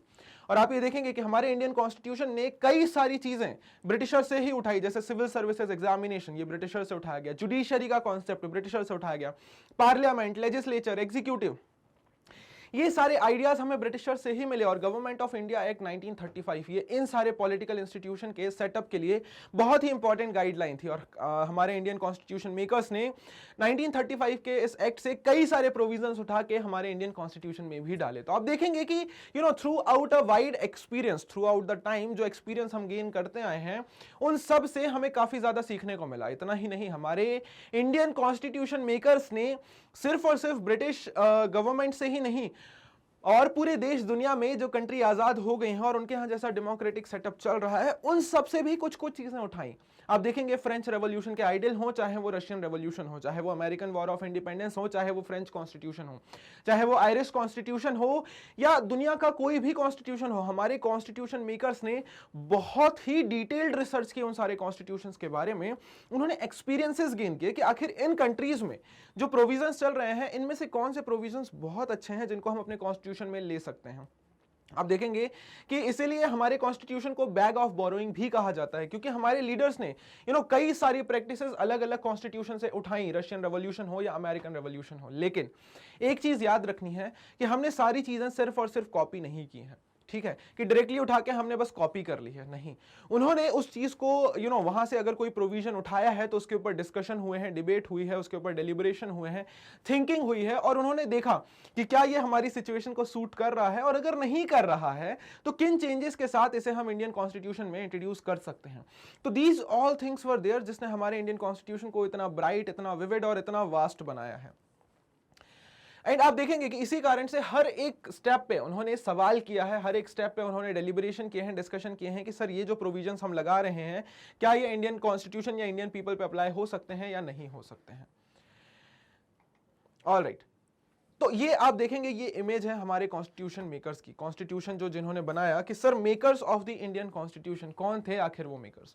तो makers of the Indian constitution की जब हम बात करें तो कुछ इंपॉर्टेंट नाम हमारे सामने आते हैं, ऑल्दो हमारी बुक में कई सारे नाम दिए हुए हैं, but let us take some of the people. कुछ इंपॉर्टेंट लीडर्स की बात करते हैं, सरदार वल्लभ भाई पटेल, फिर हमारे पास हैं अबुल कलाम आज़ाद, हमारे पास हैं सर राजेंद्र प्रसाद, हमारे सबसे पहले प्रेसिडेंट, उसके बाद हमारे पास हैं सर श्यामा प्रसाद मुखर्जी जो कि एक सोशलिस्ट लीडर थे, बी आर अम्बेडकर जिन्होंने बहुत ही इंपॉर्टेंट रोल प्ले किया था, उसके बाद हम बात करेंगे sir Jawaharlal Nehru, Sarojini Naidu and n number of people were there. सिर्फ इतने ही नहीं, ये तो सिर्फ एक छोटी सी लिस्ट थी जो मैं आपको दिखाना चाह रहा था, बट हमारी किताब में ना जाने कितने ही नाम थे। आप देखेंगे कि कुछ 300 से ज्यादा मेंबर्स थे हमारी कॉन्स्टिट्यूएंट असेंबली में और इन सब ने सी राजगोपालाचारी, टी कृष्ण कर्मचारी, एम एन रॉय, आप n number of people were there, ठीक है, जिन्होंने इस कॉन्स्टिट्यूएंट असेंबली में बहुत इंपॉर्टेंट रोल प्ले किया था और इस कॉन्स्टिट्यूशन को बनाया था।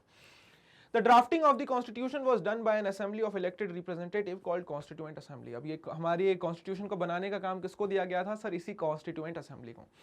जुलाई 1946 में ब्रिटिश गवर्नमेंट जब उन्होंने ये प्रोविजन पास कर दिया कि भारत आज़ाद होगा, तो हमने डिमांड की कि आज़ाद भारत को बनाने से पहले हमारे पास कम से कम एक कमेटी होनी चाहिए जो उस आज़ाद भारत के लिए रूल्स एंड रेगुलेशंस बनाएगी, जो उस आज़ाद भारत के लिए कॉन्स्टिट्यूशन का फॉर्मेशन करेगी। उसी के चलते ब्रिटिशर्स ने इनडायरेक्ट इलेक्शन करवा के एक असेंबली का चुनाव करवाया which was called constituent assembly, जिसमें सारे इंडियन मेंबर्स थे। इसी कॉन्स्टिट्यूएंट असेंबली ने लगभग 2 सालों तक, 2 से 3 सालों तक कंटिन्यूअस एफर्ट और कंटिन्यूअस काम, डिस्कशन, डेलिब्रेशन के बाद इंडिया को एक कॉन्स्टिट्यूशन दिया जो कि आज पूरे देश के लिए एक आइडियलिस्टिक कॉन्स्टिट्यूशन है। इस असेंबली, इस कॉन्स्टिट्यूएंट असेंबली का इलेक्शन हुआ था जुलाई 1946 में और इसकी सबसे पहली मीटिंग हुई थी दिसंबर 1946। इसकी सबसे पहली मीटिंग हुई थी दिसंबर 1946 में। Soon after the country was divided into India and Pakistan. तो ओरिजिनली आप अगर देखेंगे तो कुछ 396 मेंबर्स इलेक्ट हुए थे जब इंडिया आजाद नहीं हुआ था, डिवाइड नहीं हुआ था। लेकिन जब इंडिया का पार्टीशन हो गया तो हमारी असेंबली के अंदर सिर्फ 299 मेंबर्स बचे थे। और बाकी मेंबर्स वो पाकिस्तान चले गए थे। तो कुछ इसमें मुस्लिम लीग के भी मेंबर्स थे, लेकिन पार्टीशन हो जाने के बाद हमारी कॉन्स्टिट्यूएंट असेंबली का भी पार्टीशन हो गया और अराउंड 400 मेंबर्स से सिर्फ 299 मेंबर्स ही हमारी कॉन्स्टिट्यूएंट असेंबली में बने थे। Constituent assembly that road Indian constitution had 299 members. The assembly adopted constitution on 26 नवंबर 1949। अब आप देखेंगे कि हमारी असेंबली ने कॉन्स्टिट्यूशन को कब अडॉप्ट किया सर? कॉन्स्टिट्यूशन मेकिंग का काम चला था दिसंबर 1946 से लेकर नवंबर 1949 तक। ये असेंबली 2 इयर्स 11 मंथ्स और 18 डेज तक मिली थी और इस पूरे टाइम स्पैन में हमारे इंडिया का कॉन्स्टिट्यूशन लिखा गया। फाइनली हमारा इंडियन कॉन्स्टिट्यूशन जो है वो साइन हुआ था 26 नवंबर 1946 को।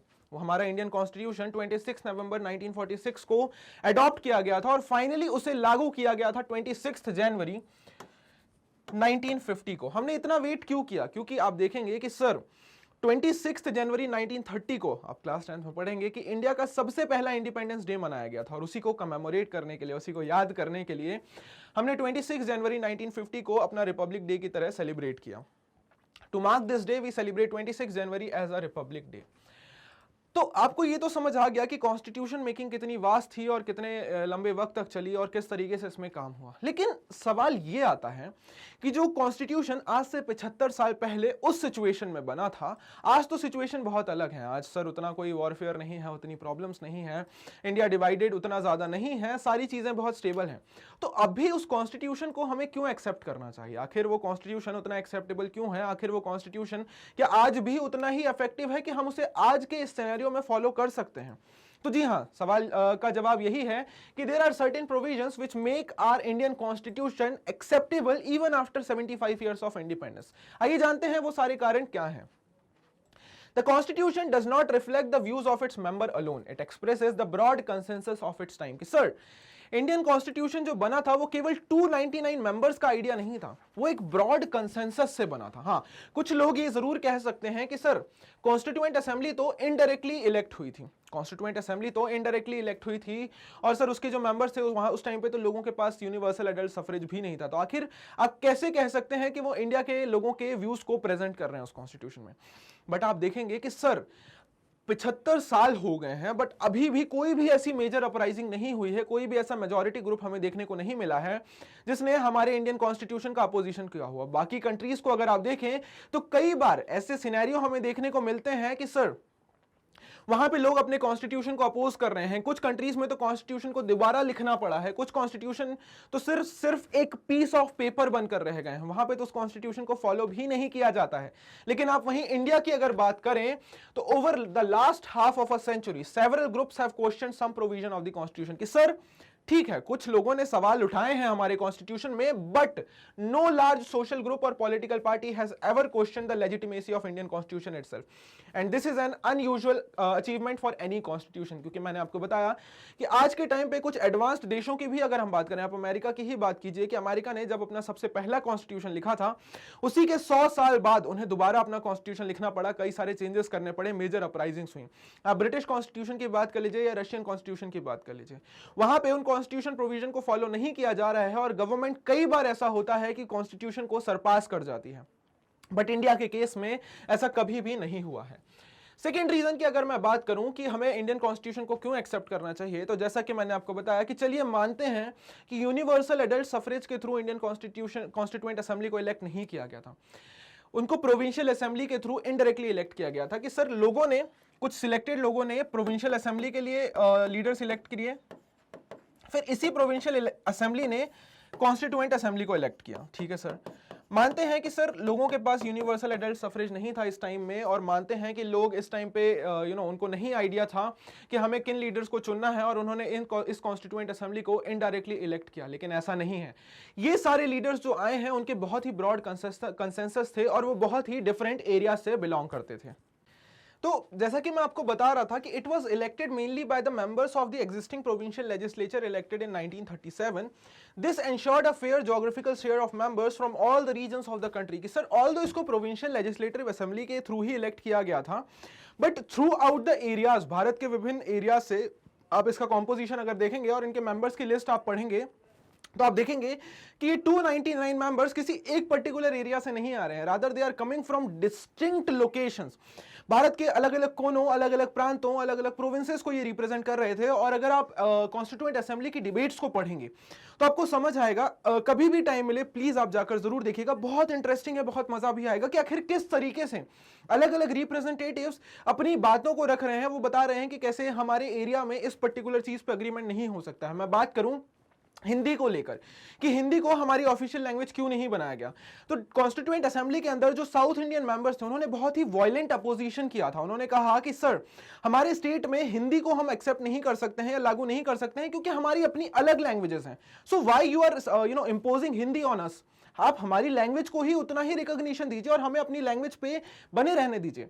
तो इसी तरीके से कई सारे इश्यूज आए थे जहां पर अलग अलग मेंबर्स ने अपने विचार प्रेजेंट किए। तो यही बात हम समझना चाह रहे हैं कि आखिर किस तरीके से कॉन्स्टिट्यूएंट असेंबली जो थी, ऑल्दो डायरेक्टली इलेक्टेड नहीं थी, बट वो पूरे इंडिया के आइडियाज को रिप्रेजेंट कर रही थी। Different areas, different culture, different ethnic backgrounds, different class, different culture, हर एक जगह से वो आ रहे थे एंड वो सभी के इंटरेस्ट को रिप्रेजेंट कर रहे थे। इनफैक्ट मैं अगर बात करूं तो कॉन्स्टिट्यूएंट असेंबली के अंदर मेजॉरिटी भले ही कांग्रेस की क्यों ना रही हो, बट कांग्रेस के अंदर ही अगर आप देखेंगे कि ऐसे कई सारे मेंबर्स थे कांग्रेस के अंदर। पहली मिनिस्ट्री जो बनी थी कांग्रेस की, तो कांग्रेस ने ऐसे कई सारे मेंबर्स को मिनिस्टर बनाया था जो उनको बिल्कुल भी सपोर्ट नहीं करते थे। मैं बात करूं श्यामा प्रसाद मुखर्जी की, या मैं बात करूं एम एन रॉय की, या मैं बात करूं भीमराव अंबेडकर की।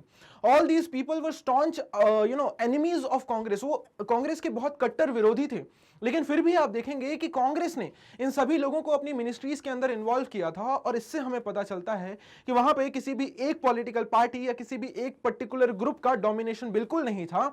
और जो कॉन्स्टिट्यूएंट असेंबली बनी थी वो एक अम्ब्रेला ऑर्गेनाइजेशन थी जहां पे अलग अलग इंटरेस्ट के लोग, अलग अलग आइडियाज के लोग साथ में आगे आकर डिबेट्स डिस्कशन कर रहे थे और एक कॉन्स्टिट्यूशन बनाने की कोशिश कर रहे थे जो कि बहुत ही सेक्युलर और वाइड इंटरेस्ट को रिप्रेजेंट करता हो।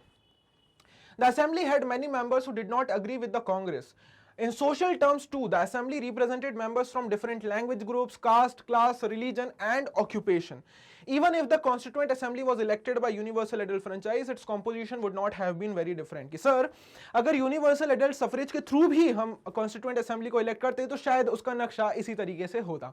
तो ये सेकेंड रीजन है कि क्यों हमें अपने कॉन्स्टिट्यूशन को एक्सेप्ट करना चाहिए। और आखिरी में आ जाते हैं हम तीसरे और सबसे इंपॉर्टेंट पॉइंट पे कि सर, कॉन्स्टिट्यूशन बनने का जो तरीका था वो कुछ ऐसा था कि आप उसको अपोज कर ही नहीं सकते। वहां पे कोई एक पर्टिकुलर व्यक्ति या एक पर्टिकुलर ग्रुप पूरी कॉन्स्टिट्यूएंट असेंबली को लीड नहीं कर रहा था, अलग अलग ग्रुप्स बनाए गए थे, अलग अलग लोग थे।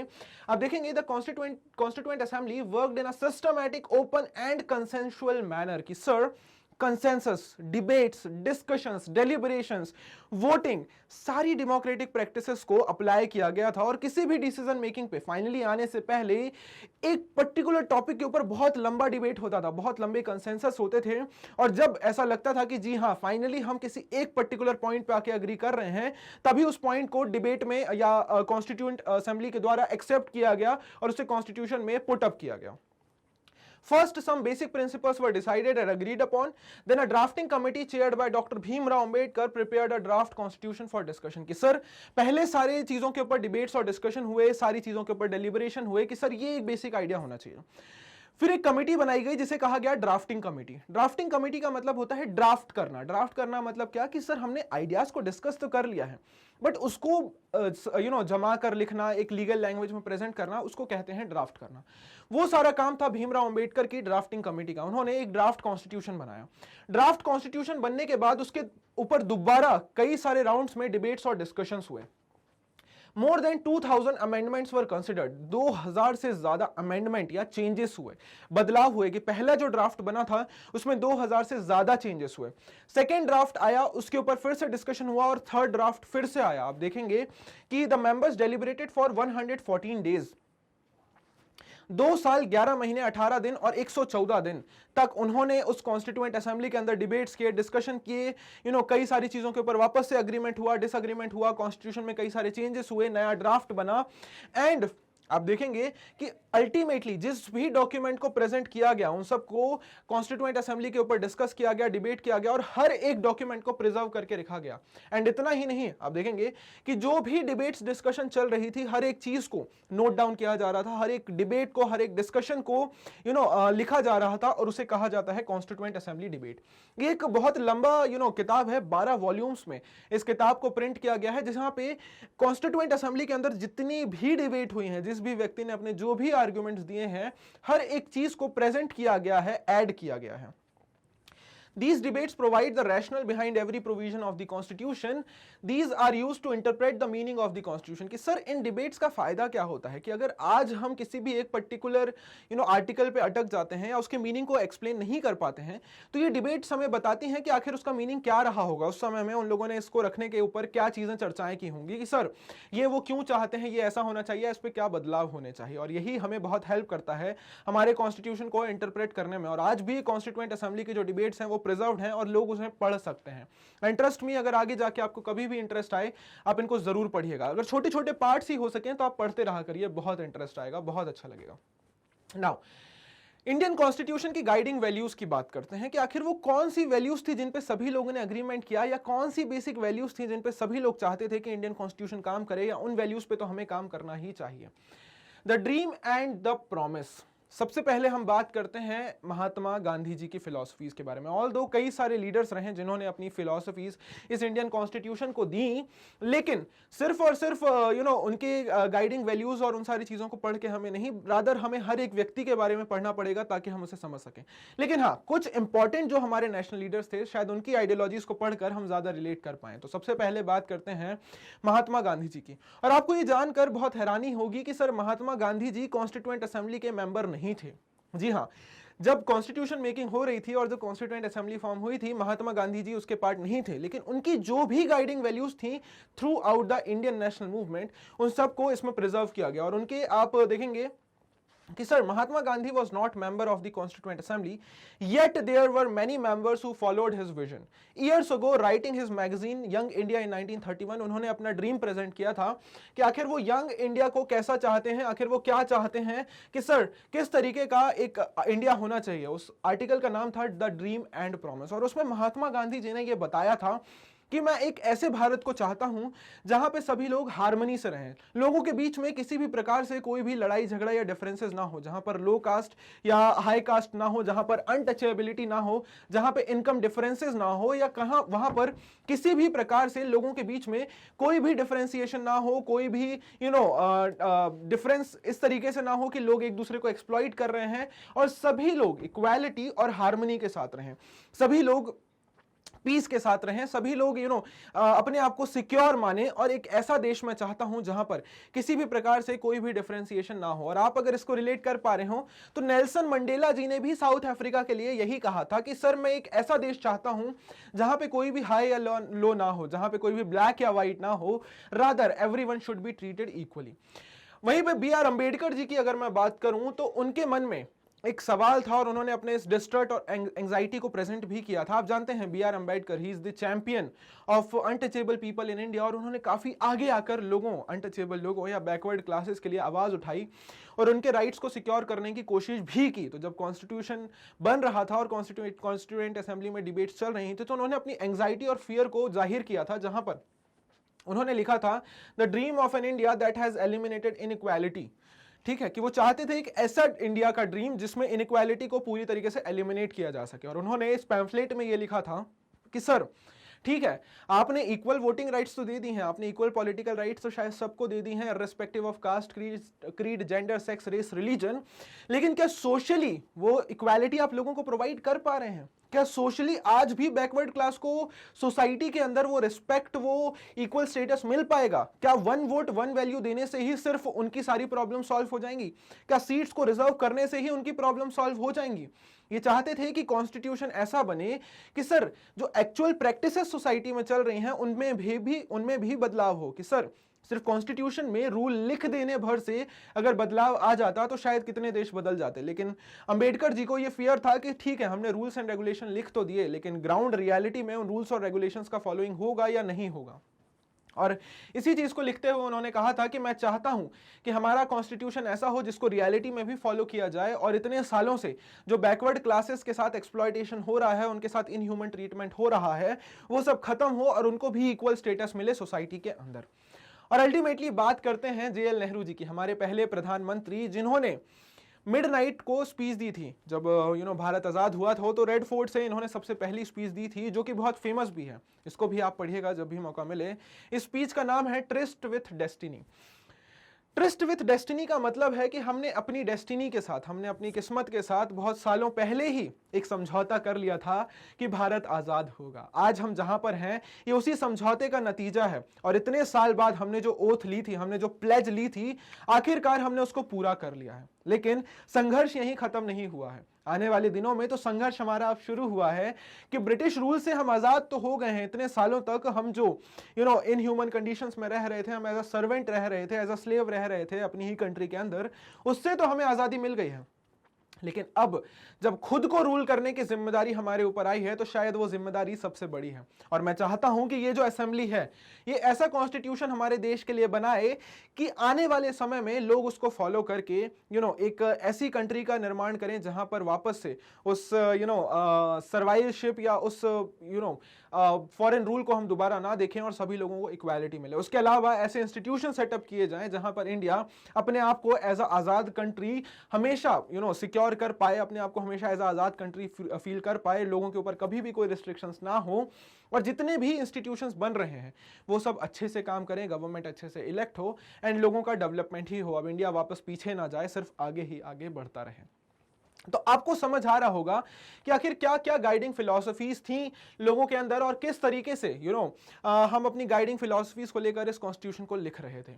Values that inspired and guided the freedom struggle and were in turn nurtured by it form the foundation of it India's democracy. और आप इंडिया की डेमोक्रेसी की अगर बात करेंगे तो सर हमारे इंडियन फ्रीडम स्ट्रगल की जो वैल्यूज थी, उन्होंने ही, हमारे इंडियन फ्रीडम स्ट्रगल की वैल्यूज ने ही हमारे इंडियन कॉन्स्टिट्यूशन का फाउंडेशन लीड किया। उन्होंने हमारे इंडियन कॉन्स्टिट्यूशन के जो गाइडिंग प्रिंसिपल थी, जो बेसिक प्रिंसिपल्स थी, उनको बनाया, और उसी के चलते आगे जाकर आप देखेंगे कि इंडियन कॉन्स्टिट्यूशन का फॉर्मेशन हुआ उन्हीं गाइडिंग वैल्यूज पे। कि sir through out the Indian national movement हमने ये रियलाइज कर लिया था कि आखिर सर्वेंटशिप क्या होती है, किसी और के अंडर में रहना क्या होता है, और हमें चाहिए थी आज़ादी। और आज़ादी का मतलब सिर्फ और सिर्फ फॉरेन रूल या फॉरेन क्लचेस से आज़ादी नहीं, एक स्वयं एक इंडिविजुअल की आज़ादी, अपने डिसीजन लेने की आज़ादी।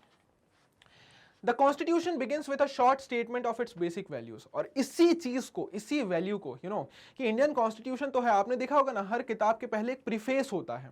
प्रीफेस का मतलब क्या होता है कि वो उस बुक के बारे में आपको थोड़ा सा एक आइडिया देता है कि आखिर इस बुक को लिखने के पीछे का आइडिया क्या है, आखिर ये बुक बात किस बारे में कर रही है, आखिर ये बुक हमें आगे जाकर क्या बताने वाली है, या किन वैल्यूज पर ये बुक बेस्ड है। सेम वैसी ही गाइडिंग वैल्यूज हमें मिलती हैं हमारे प्रीएम्बल में। What is preamble? प्रीएम्बल कि सर प्री मतलब पहले होता है, प्रीएम्बल क्या है?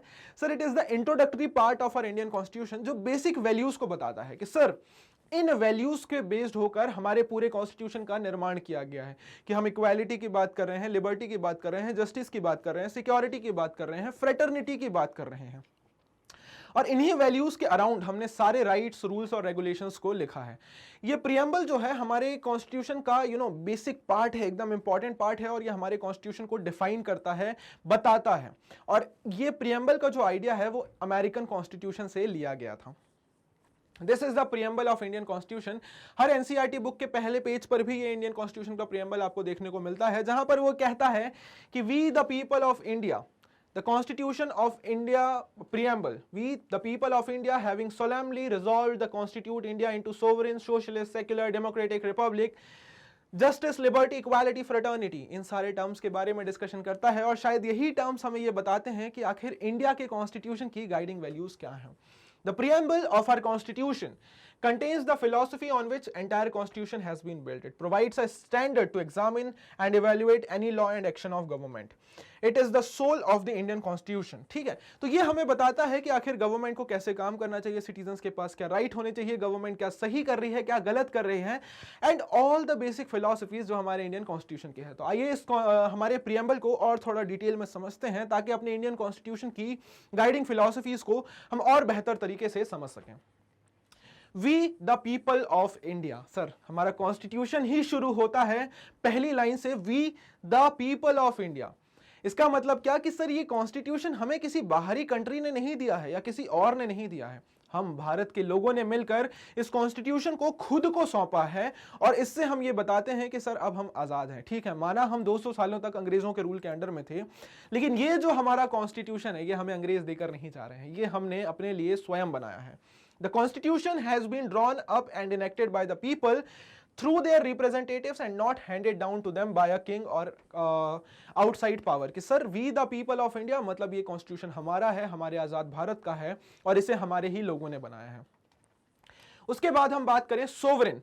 सोवरेन का मतलब होता है सर स्वयं का रूल। सोवरेन REIN, रेन का मतलब होता है रूल, सोवरेन का मतलब स्वयं का रूल, संप्रभुता।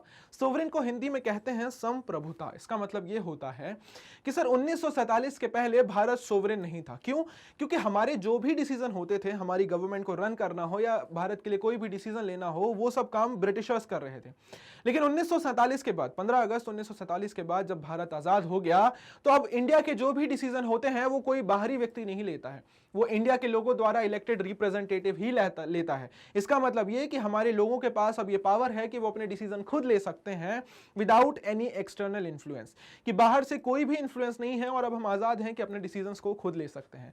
तो इसका मतलब सोवरेन का मतलब होता है संप्रभुता। People have supreme right to make decision on internal as well as external matters. No external power can dictate the government of India, की कोई भी external power government of India को डिक्टेट नहीं कर सकती है। नेक्स्ट आता है सोशलिस्ट। सेकेंड चैप्टर में अगर आपको याद आ रहा हो, हमारे हिस्ट्री के हमने पढ़ा था कम्युनिज्म। कम्युनिज्म का मतलब होता है कि सारा कंट्रोल जो है प्रॉपर्टी के ऊपर या रिसोर्सेज के ऊपर वो स्टेट का है और स्टेट सारे लोगों के बीच में उसको डिवाइड करेगी।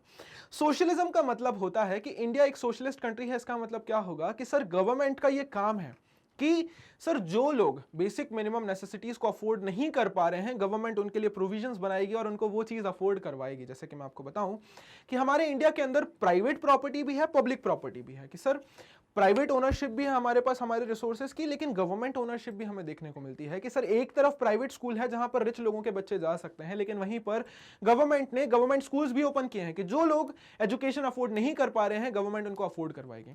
एक तरफ प्राइवेट हॉस्पिटल तो है, लेकिन वहीं पे गवर्नमेंट हॉस्पिटल्स भी हैं ताकि लोग हेल्थ केयर फैसिलिटीज अफोर्ड कर सकें।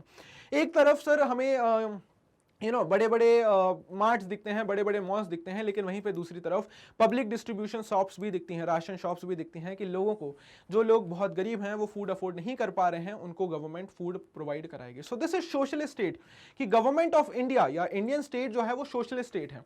ये सभी के वेलफेयर के लिए काम करेगी। जो लोग खुद के लिए अफोर्ड कर सकते हैं that is very good, but जो लोग नहीं कर पा रहे हैं गवर्नमेंट उनके लिए वो अफोर्ड करवाएगी।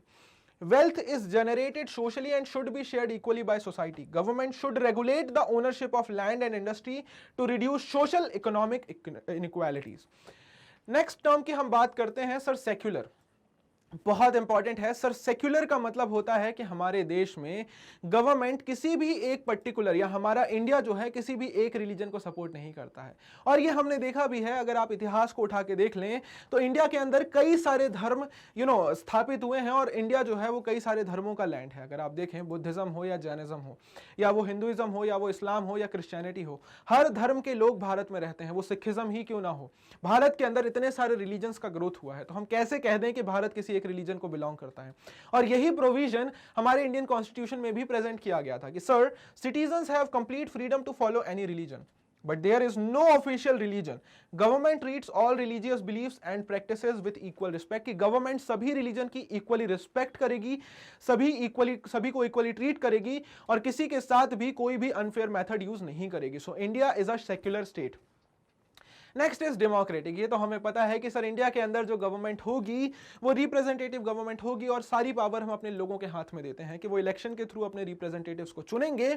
और रिप्रेजेंटेटिव का काम क्या होगा कि लोगों की नीड्स एंड डिमांड्स को फुलफिल करना, उनकी नीड्स एंड डिमांड्स का ध्यान रखना। Next is Republic. Republic is very important, इसके बारे में मैं आपको बता चुका हूं लेकिन फिर से बता देता हूं कि भारत रिपब्लिक भी है, कि मतलब भारत का जो हेड ऑफ द नेशन होगा वो कोई किंग या डिक्टेटर नहीं होगा, वो एक इलेक्टेड रिप्रेजेंटेटिव होगा। जैसे मैं बात करूं कि इंडिया का head of the nation president होता है, अभी हमारी प्रेसिडेंट है श्रीमती द्रौपदी मुर्मू और वो इलेक्टेड है। उन्हें कोई भी वो किसी राजा या किसी डिक्टेटर की बेटी नहीं है, या फिर ऐसा नहीं है कि पहले उनके कोई फैमिली से कोई प्रेसिडेंट था और अब इसलिए उनको बना दिया गया। नहीं, उनको इलेक्ट किया गया। इसके पहले हमारे प्रेसिडेंट श्री रामनाथ कोविंद जी थे, उन्हें भी इलेक्ट किया गया था। वहीं पर ब्रिटेन में अगर आप देखें तो वहां क्वीन या king head of the nation होता है। ऑल्दो वो डेमोक्रेटिक है बट वो रिपब्लिक नहीं है। लेकिन India it will be Republic, head of the nation will be elected by the people.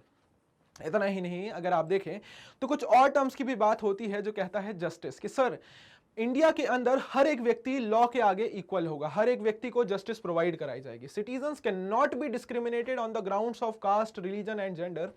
Social inequalities have to be reduced. Government should work for the welfare of all, especially for the disadvantaged group. कि sir हर व्यक्ति के लिए equally treatment provide कराया जाएगा, law के सामने हर एक व्यक्ति इक्वल होगा और किसी के बीच में किसी भी प्रकार का कोई भी डिफरेंशिएशन नहीं होगा। लिबर्टी, कि सर भारत का हर एक व्यक्ति आजाद है अपने विचारों को लेकर, अपने व्यवहार को लेकर, अपने वो क्या कहना चाहता है, फ्रीडम ऑफ एक्सप्रेशन, हर एक चीज कि सर हम अपने भारत के लोगों को लिबर्टी प्रोवाइड कराते हैं, फ्रीडम प्रोवाइड कराते हैं, जो कि एक सबसे बेसिक राइट है। देन कम्स अप इक्वालिटी, कि सर भारत में हर एक व्यक्ति इक्वल है, हर एक व्यक्ति समान है। All are equal before the law, the traditional social inequalities have to be ended. कि अभी तक जो सोसाइटी में इनइक्वालिटीज चली आ रही हैं, हम उनको पूरी तरीके से कंडेम करते हैं, उनका अपोजिशन करते हैं और उनको खत्म करते हैं। फ्रेटर्निटी, कि सर भारत एक ऐसा लैंड है जहां पे इतने रिलीजन है। आप किसी भी देश की कंट्री में चले जाइए, मतलब किसी भी देश में चले जाइए, आपको इतनी डाइवर्सिटी नहीं मिलेगी जितनी कि भारत में है। तो चूंकि भारत में इतनी डाइवर्सिटी है, ये डाइवर्सिटी कभी भी हमारे बीच में किसी भी प्रकार का हार्ड फीलिंग्स नहीं क्रिएट करेगी, हमारे डिफरेंस का कारण नहीं बनेगी, रादर ये हमारी यूनिटी का कारण बनेगी। और इसीलिए हम फॉलो करते हैं फ्रेटर्निटी, दैट इज भाईचारा, कि सर हम सब एक हैं, हम सब इंडियंस हैं और हम सब एक दूसरे की रिलीजन का, एक दूसरे के प्रैक्टिसेस का रिस्पेक्ट करते हैं and we will keep doing it for ever. So people, आपको समझ आया होगा कि किस तरीके से इंडिया के प्रियम्बल की जो गाइडिंग वैल्यूज हैं वो कितनी वास्ट हैं, और इससे हमें पता चलता है कि आखिर भारत को हम कैसे देखना चाहते हैं, भारत आखिर है क्या, भारत को हम डिफाइन कैसे करेंगे, वहां पे जो सेटअप है उसको कैसे डिफाइन करेंगे। इतना ही नहीं, हमारा कॉन्स्टिट्यूशन कुछ इंस्टीट्यूशनल डिजाइन की भी बात करता है कि सर कॉन्स्टिट्यूशन में आप आगे चल के देखेंगे कि गाइडिंग प्रिंसिपल्स के साथ साथ हमारा इंस्टीट्यूशन ये भी बताता है कि सर सिर्फ फिलॉसफी और स्टेटमेंट नहीं है, वो ये भी बताता है कि गवर्नमेंट कैसे फॉर्म होगी, गवर्नमेंट्स की क्या क्या राइट्स होंगी, लोगों के क्या राइट्स होंगे, गवर्नमेंट की पावर्स पे क्या लिमिट्स होंगी, और आखिर लोग क्या क्या स्टेप्स ले सकते हैं, इंस्टीट्यूशंस किस तरीके से काम करेंगे, किस तरीके से उनका फॉर्मेशन होगा, and each and everything is explained in our constitution in very detail. A constitution is mainly about embodying these value into institutional arrangements, कि सर ये सारे वैल्यूज को हमें हर अरेंजमेंट में पुट अप करना है। कि सर ऐसा नहीं है कि वैल्यूज की बात तो हमने कर ली, लेकिन वो प्रैक्टिकल कब होंगी, जब हम उन्हें अपने इंस्टीट्यूशंस में फॉलो करेंगे। इंस्टीट्यूशंस मतलब कि जो भी गवर्नमेंट आपको दिख रही है, जो भी विजिबल सिंबल, ऑफिस, सारी चीजें वहां पे इनको फॉलो करना चाहिए। Indian Constitution is a very long and detailed document, therefore it needs to be amended quite regularly to keep it updated. अब नेक्स्ट पॉइंट क्या आता है कि सर इंडियन कॉन्स्टिट्यूशन काफी बड़ा है और काफी लंबा है। It is one of the lengthiest written constitution in the world, और इतने लंबे समय से हमारा कॉन्स्टिट्यूशन चला आ रहा है। तो सर हमारे कॉन्स्टिट्यूशन मेकर्स को ये बात बिल्कुल पता थी कि बदलते वक्त के साथ कुछ नई ज़रूरतें आएंगी, कुछ नए सिचुएशंस आएंगे जिनके साथ डील करने के लिए कॉन्स्टिट्यूशन में चेंजेस की भी ज़रूरत पड़ेगी। तो हमारे कॉन्स्टिट्यूशन के बेसिक फीचर को तो ऐसा ही रखा गया है, लेकिन अमेंडमेंट के भी स्कोप छोड़े गए हैं। तो हमारा कॉन्स्टिट्यूशन एक तरफ स्टिफ है, उतना ही फ्लेक्सिबल भी है कि हम अपने कॉन्स्टिट्यूशन में बदलाव कर सकते हैं, वक्त के साथ साथ चेंजेस ला सकते हैं, जो कि कॉन्स्टिट्यूशन की बेसिक वैल्यूज के साथ कोई भी छेड़छाड़ नहीं करेगी। And that is why India का जो कॉन्स्टिट्यूशन है इट इज अमेंडेबल, और इनको इंडियन कॉन्स्टिट्यूशन हम कहें तो इसको कॉन्स्टिट्यूशनल अमेंडमेंट कहा जाता है। आर्टिकल 368 ये कहता है कि आप अपने इंडियन कॉन्स्टिट्यूशन को अमेंड कर सकते हैं, उसकी प्रोसीजर दी हुई है, आप उसमें चेंजेस ला सकते हैं, कोई लॉ को हटाना है वो कर सकते हैं, कोई नया लॉ ऐड करना है वो कर सकते हैं।